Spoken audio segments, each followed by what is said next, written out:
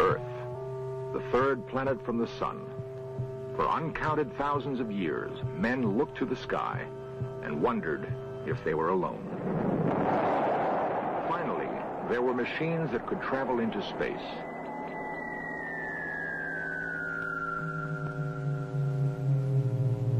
Men walked on the moon, but found no sign there of other intelligence.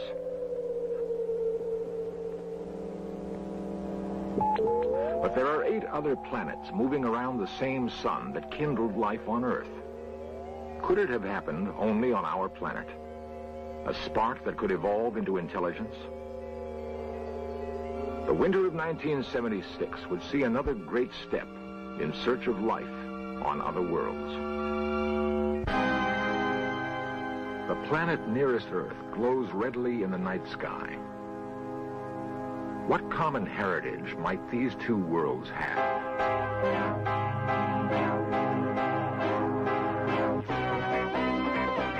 This series presents information based in part on theory and conjecture.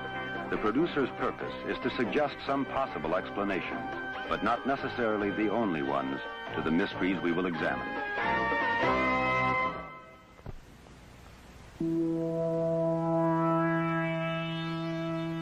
The first sunrise for mankind occurred more than 3 million years ago. Long, long before there were men, the sun was an insignificant cluster of dust and gas.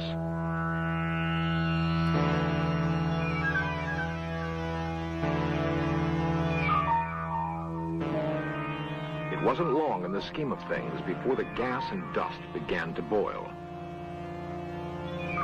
Mass becoming energy, energy becoming mass.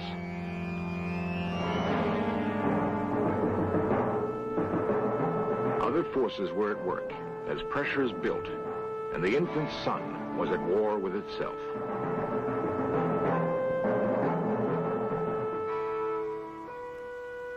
Nuclear fusion, the same force at work in the hydrogen bomb, created the sun and has fueled it through the millennium.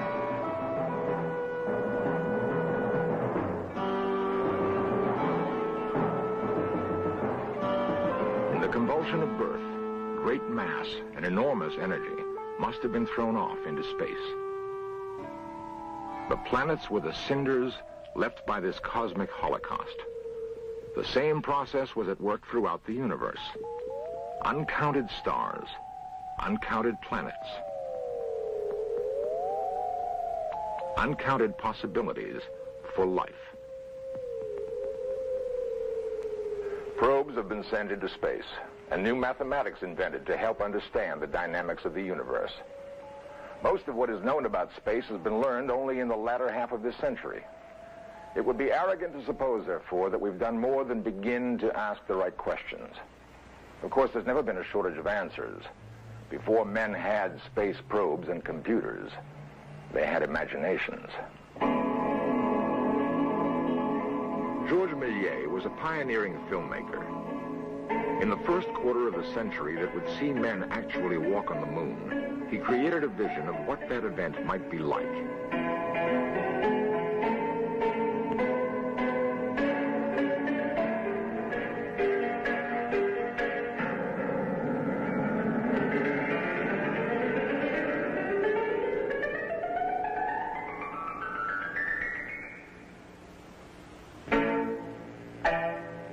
Essential to Méliès' comic view of a landing on the moon was an encounter with aliens. Such encounters have been dreamed of with mingled fear and hope for a long time.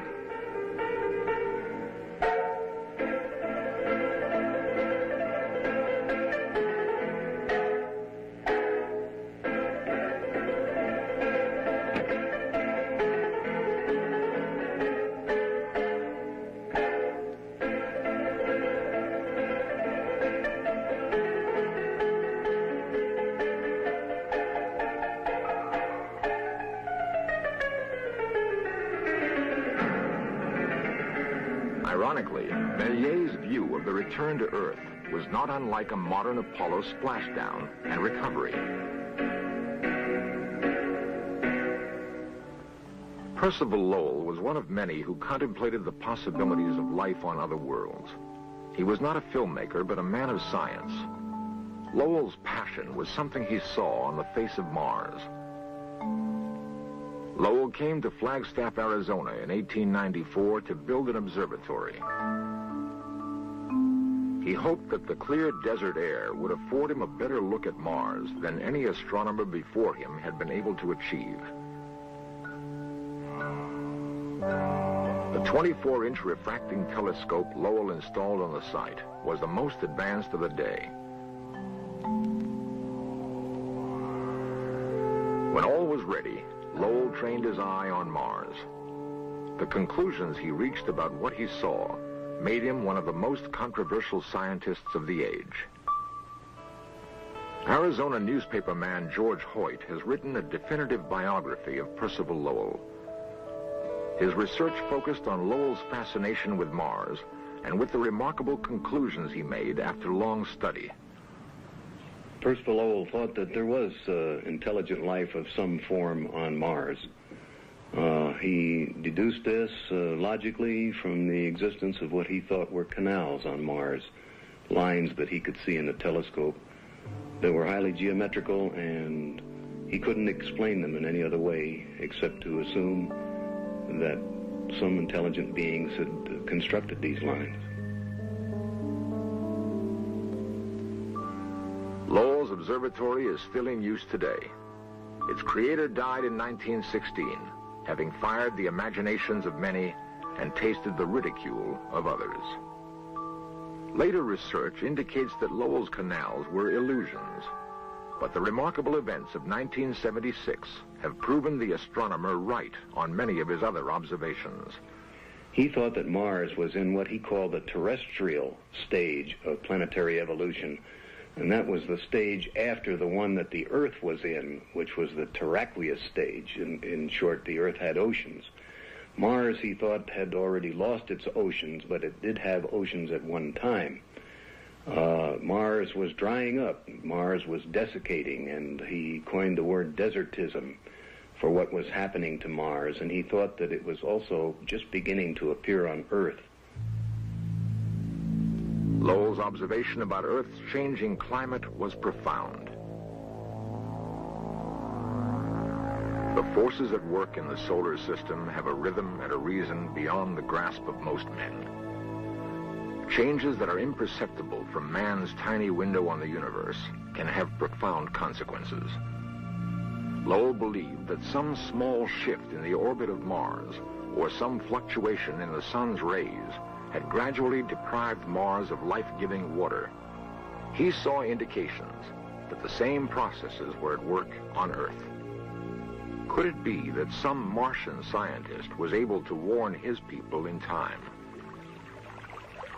At the Jet Propulsion Laboratory in Pasadena, California, scientists like Harold Klein are studying the similarities between Earth and Mars that Percival Lowell was the first to recognize. Well, it's very difficult to talk about the evolution of a planet like Mars without too much information. The general theory at present is that both Mars and the Earth were formed at the same time, about 5 billion years ago.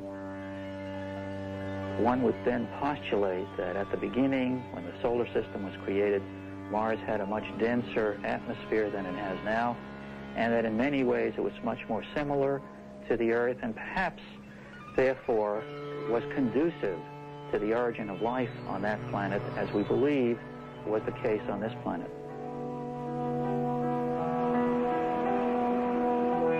Water would have been essential if life on Mars was to develop as we know it. Gerald Soffen is a Mars geologist. The important thing to understand is that both planets were at one time hydrological planets. They were planets that had flooded amounts of water, and that water, that simple molecule, dominated for a great period of time the course of the history of the planet. Now, there's no water on Mars today. There's no flooding water. There's certainly atmospheric water, and we now know the poles of Mars are water. So somewhere along the way, Mars went one way, and the Earth went the other way. What effect might the radical change in the Martian environment have had on life there? We're asking the question, if there is life on Mars, was it a separate event from the evolution of life on Earth? It's entirely possible that what we find on Mars, possible, not likely, is so close to our own that we've discovered, in a sense, the same event, the terrestrial life and the Earth life, because we're related to the same event that took place some time ago. Some time ago, indeed. And the question remains, could the birth of the sun some 5 billion years ago have given life to two worlds instead of one?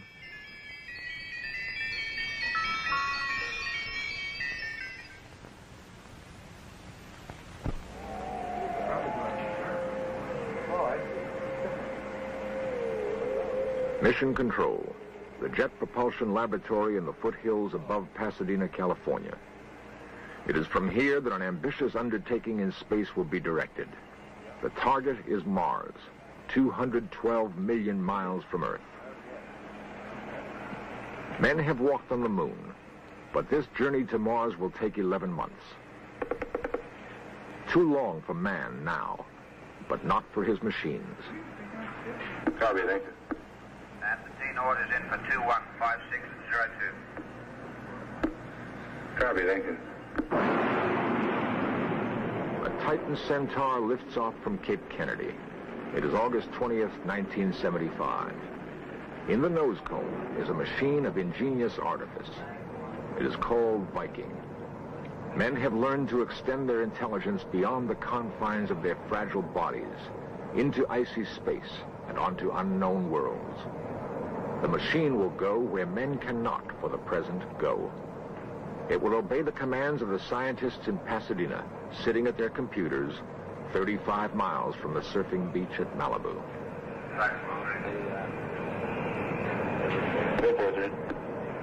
Roger, 211350. We have 3 and 4 out of luck. The voyage itself is largely uneventful. Soon, however, the command center at Pasadena will be alive with activity. Art, looking at the, I got the sheet here with me for the ranging for today. Okay. First range, 8.27089. Okay, how are the correlation voltages? 10 months from liftoff, Viking 1 enters the orbit of Mars. An instrument package descends to the surface and awaits instructions from Earth. Contact. Now, we chose Mars primarily because Mars is, I guess you would call Mars our true sister planet to Earth. The biology that we know in the universe is focused mostly on the Earth. That's the only life that we know. Our life, we terrestrial beings, we the trees, and we the people. And our candidate for a search began with Mars. 8.27089. The first Viking lander is joined by a second 6 weeks later. With infrared sensors and special television cameras, men get their first close look at Mars. 97, second power. Calibrate out the effects of the solar corona. Soil samples yield particularly fascinating results. The data from both landers can be interpreted as being due to living organisms, can also be interpreted from what we now know as being due to some kind of very active surface chemistry going on the planet. In Pasadena, a mock-up of the Viking lander is used to rehearse every move the real lander would be required to make. The dexterity of the lander is amazing. Sighting through television eyes, programmers on Earth trigger Viking to scoop up samples of soil or rock. Samples are dropped into a sifting mechanism that sorts particles for specific tests. Dr. Leslie Orgel points out that the tests are inconclusive. The experiments that we've done with the Viking on Mars this time doesn't give any evidence at all for any compounds left over from life in the past on Mars. But that doesn't, of course, mean at all that there wasn't any life on Mars.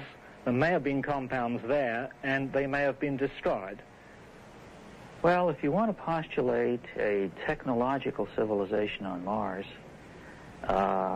which has died out, you would then also have to have some mechanism to cover over any sort of buildings or any sort of vast project. It is conceivable that you might have had such a civilization which then got covered up by some cataclysmic event such as a massive Mars quake which completely covered over everything, and that all the artifacts of your ancient civilization are unburied in some way. None of this is visible, you see, from our pictures now that we're taking from the Viking spacecraft, which could see objects as small as about 15 yards or so, or bigger in size. The Viking scientists believe that the Martian sky must have once resembled our own. Whether some natural catastrophe obliterated an ancient Mars civilization, we don't know. It seems, however, that Earth is not immune to the same forces that made Mars a desert. There are three schools of thought. Some believe a slight tilt in the Earth's axis is bringing on a new ice age. Others feel the Earth's climate is drying and the deserts are slowly encroaching on population centers. Another view is that men have so altered the natural environment, no one can predict the future. Tons of pollution pour into the air from the great cities of Earth. The problem has been only recently recognized, and the effects of man's tampering can only be guessed at.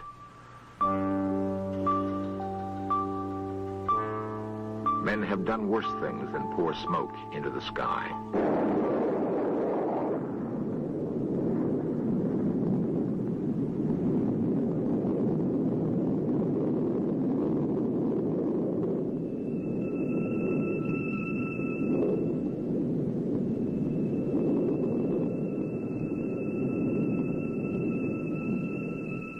It is possible that all of Earth may one day resemble the Southwest American desert. Mars looked much like this to the electronic eyes of Viking. The machines scanned the horizon and recorded no sign of intelligent life. It is unlikely that life evolving elsewhere in the universe would follow the same path as life on Earth. If that were to happen, however, Mars would seem to be the likely host. The two worlds have much in common, even now. Perhaps Viking didn't see all there was to see.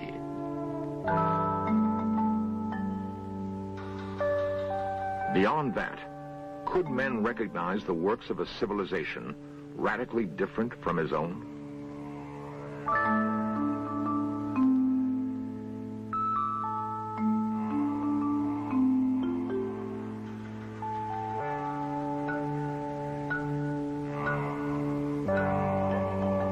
If there were Martians, and they knew what was happening to their planet, perhaps they chose to abandon it.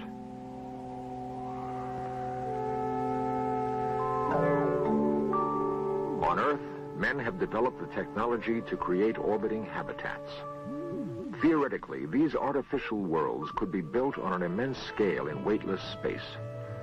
They could provide a safe refuge for long voyages in space, voyages to new worlds. It is not inconceivable that Earth once held the same promise and fascination for Martians that the red planet now holds for mankind. Viking may be a step in the return voyage.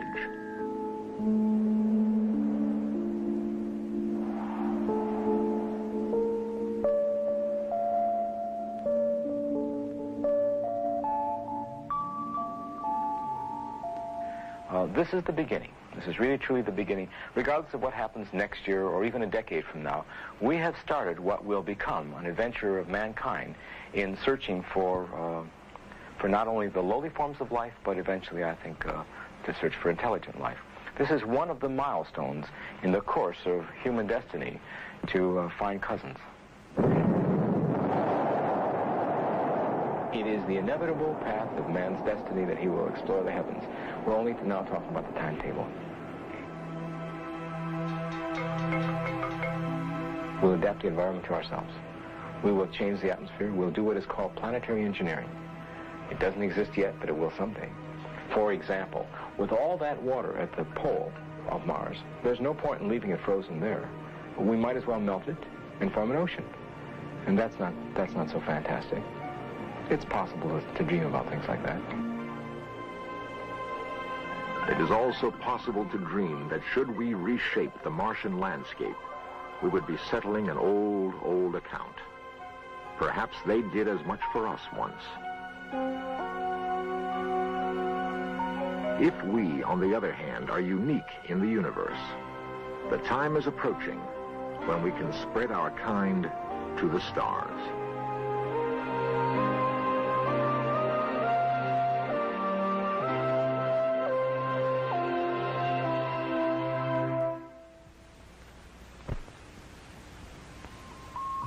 Albert Einstein believed the universe was shaped like a saddle. By traveling in a straight line, one could eventually wind up where he started. With the universe, as with life, endings seem to merge with beginnings. Was the end of some undiscovered civilization on Mars the beginning of our civilization on Earth? Will our first steps on some dusky Martian plain be a homecoming? Only when we've been there can we prove or dismiss the notion that some calamity of nature or poverty of spirit might have overtaken a parent civilization on the fourth planet from the sun. It would be well for us to find out, for it has been observed that those who cannot learn from the past are condemned to relive it